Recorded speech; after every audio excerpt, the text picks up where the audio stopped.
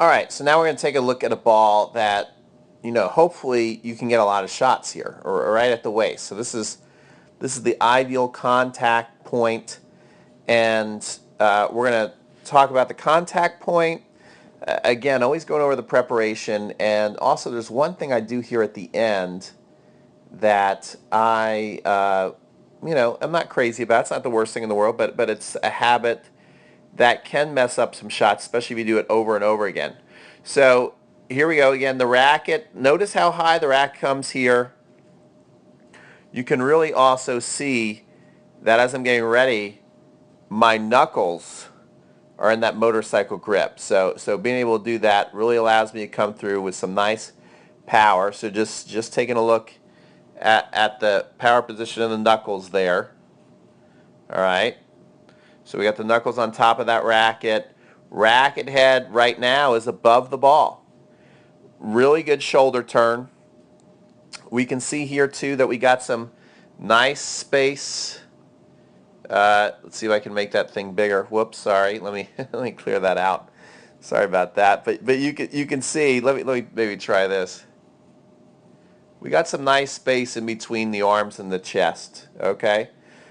Sometimes people, hold the racket too close into their body, and so you can see we could put, a little box in there. We can make a little box and put it there, a little present.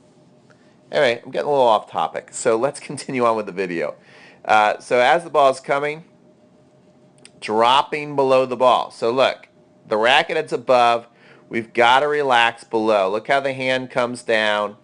And so lots of people right here, when they have trouble hitting the backhand, they get both their hands kind of stuck up high. Their setup hand and then their hitting hand. You've got to do the racket drop up to the ball. Now we're getting ready to hit. Right there. So see, we're out in front. Got to make sure you're out in front of that hip.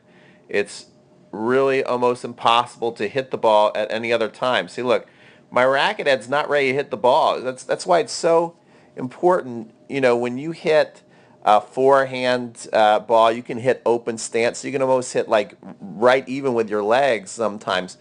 But with a one-hand backhand, the way you have to leverage it, you really have to hit the ball out in front, or else you can't even physically hit the ball. Look, I couldn't hit the ball. Still can't really hit the ball. That racket would go. See, if I hit it right now,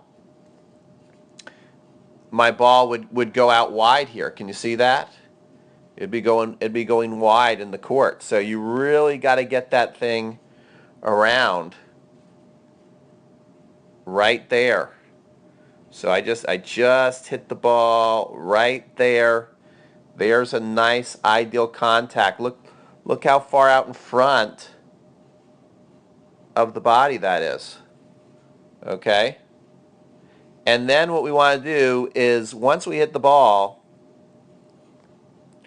we want to keep driving through. See, I'm trying to stay on that course as long as possible, like I could hit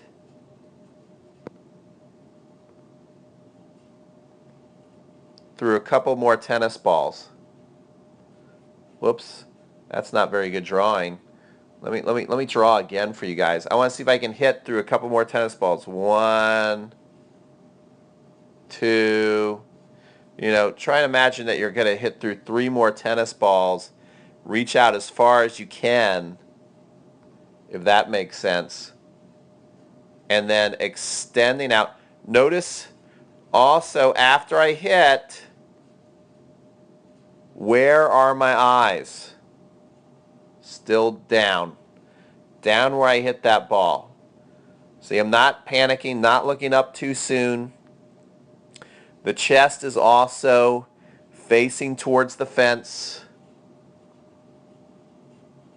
So the chest stays there. It's not. I see lots of people open up around as soon as they hit that backhand. So we're covering a lot of stuff here in this video. And then extending out, we got the little windshield wiper, very little windshield wiper, not much. But look how the chest really, look at that extension, okay?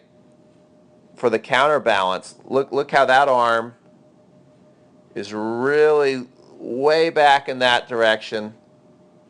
Big stretch here. We can see here there's a big stretch. The shoulder blades are like squeezing together. So all that is really nice. So that's all the good stuff I did in this shot here.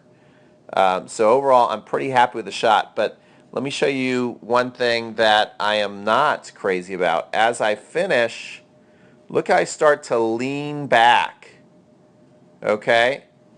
Key point there. Look, now I finished, so the shot most likely is going to be good because I got everything done, and then I'm starting to lean back. So it's not going to have too much of an effect. But if I make that a habit right there over and over again, I'm going to start to be falling off the ball.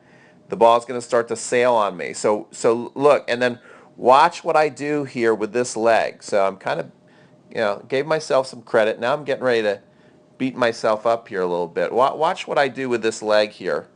Okay, not crazy about what I do here. I start to pick it up and fall backwards.